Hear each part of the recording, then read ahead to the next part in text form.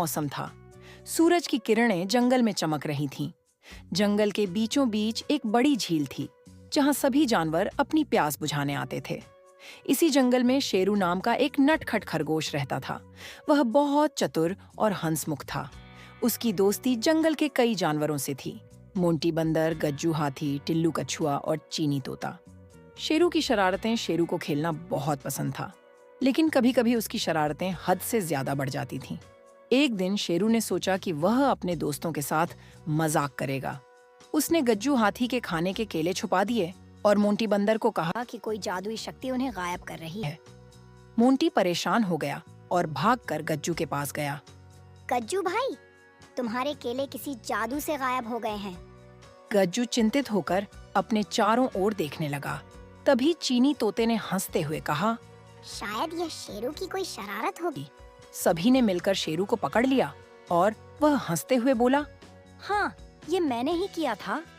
सभी ने उसे समझाया कि मजाक करना अच्छी बात है, लेकिन हद से ज्यादा मजाक दूसरों को दुखी कर सकता है।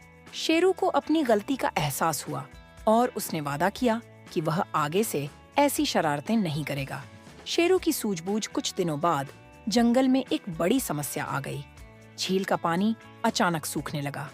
सभी जानवर चिंतित थे, क्योंकि पानी के बिना वे जीवित नहीं रह सकते थे। गज्जू ने कहा, हमें जल्द ही कोई उपाय निकालना होगा, नहीं तो जंगल के सभी जानवर प्यासे मर जाएंगे।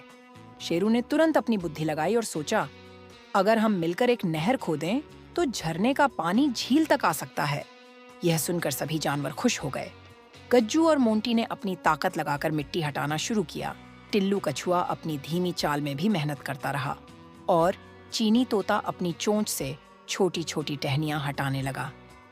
कई दिनों की मेहनत के बाद झरने का पानी झील में बहने लगा। सभी जानवर खुशी से झील में नहाने लगे। जंगल फिर से खुशहाल हो गया। सीख शेरू की बुद्धिमानी से जंगल के सभी जानवरों को पानी मिल गया। उसने सीखा कि शरारत से ज्यादा जरूरी दूसरों की मदद करना होता है।